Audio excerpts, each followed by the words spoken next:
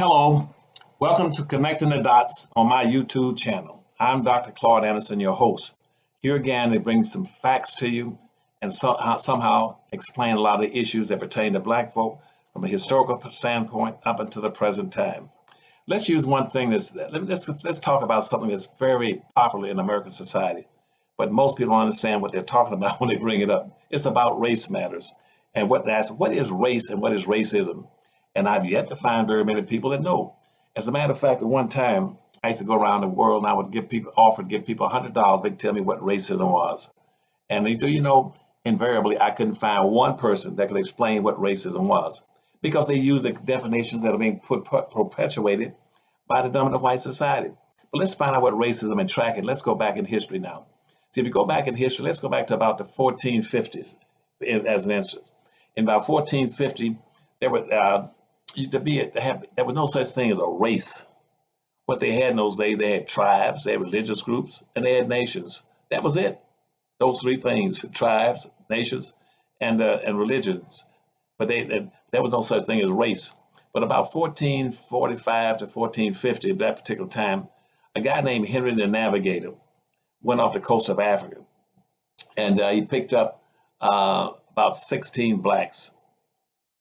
And took them back to Portugal and to Italy. And he got back there. He gave them to the Catholic Church as a gift, and suggested they can use them however they saw fit. And they used the Catholic Church. The reason they gave them to the Catholic Church, you see, was because prior to that time, the Catholic Church sort of played the role of being an advocate and a consoler for people who were slaves. Because to be a slave in that time, you had, again, as I said, be persecuted for being either for indebtedness or for religious persecution or a victim of a war, a prisoner of war. And so the Catholic Church was playing the role of being a great consoler, come in and comfort you. And so when Henry the Navigator gave those 16 blacks to the Catholic Church in about 1445, 1450, they kept them and used them. What we do, we use them as slaves, as servants in the Catholic Church. And they used them in that role from about 1445, 1450 up until about 1488. And in 1488, a guy named Pope Innocent, he says, we found out over this 40-some year period, having these blacks around, that's a good thing. And because we never had them before. As I said before, to be a slave, you had to be either indebted to someone or religiously being persecuted or prisoner of war. But these were neither of those things. So they said, well, this is a good thing. And so at that point in time, they injected the word race into race popped up. Not necessarily at that point, but around that point. And by saying, okay, what we're going to do now is just use them in any capacity we could. Then about 4 or 5 years later, Henry the Navigator, after Henry the Navigator gave all these things to the Catholic Church, Columbus sailed around the world in hopes of finding new land and valuables and golds, and matter of fact, even finding dope and sugar. And he ran into a continent over here called North American continent. He landed there, and they found out that it was pretty much uninhabited, except a few, about maybe 200,000 at max Indians running around the land. And it was pretty much uninhabited. He went back to Europe, and so by the early 1500s, it was a major thing was going on across the world. Starting in Europe, they were suffering from famine, diseases, food shortages, and crime, and they needed to do something to resuscitate the entire European continent, and they were looking for a hope. So when Columbus came back and said, "I found all this land," and it's uninhabited, that's when racism started right there. It picked up, going all the way back to Henry the Navigator up to this point. Racism started at that point. How did it start? Because then they said, you know what?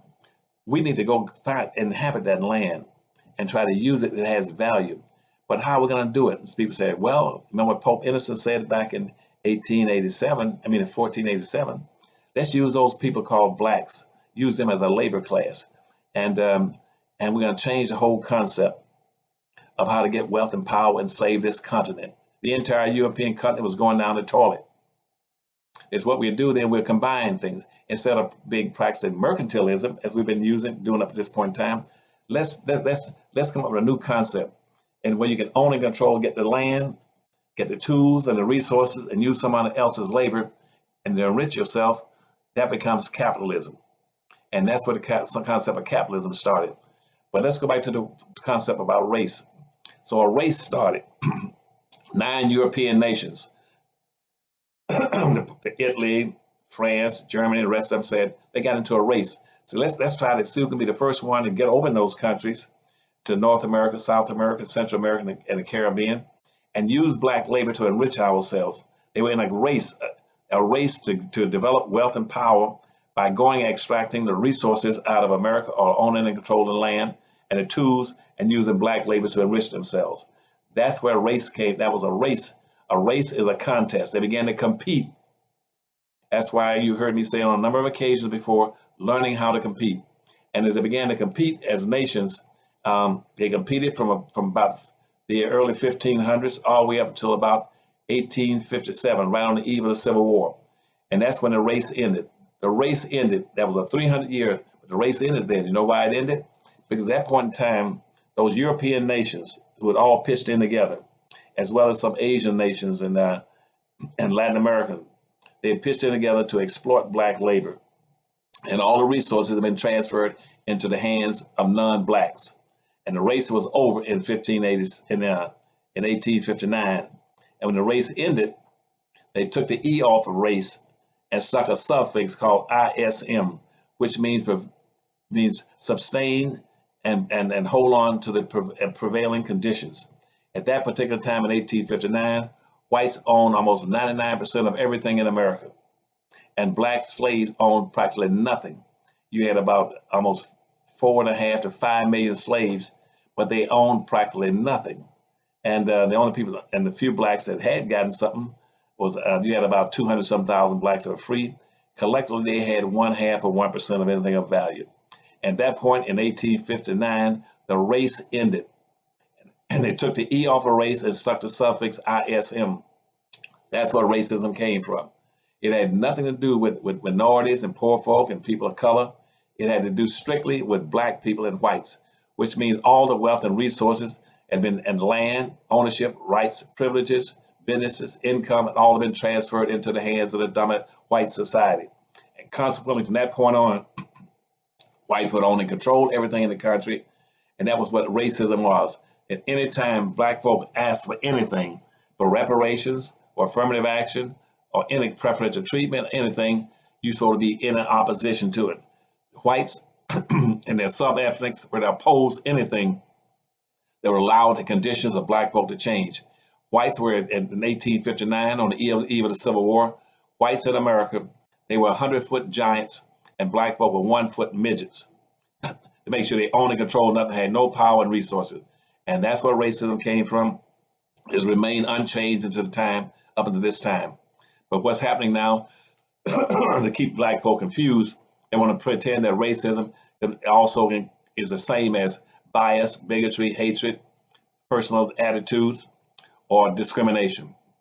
Those things have nothing to do with everybody discriminates. Even in a family, you can discriminate, but you can have 5 kids and discriminate between them.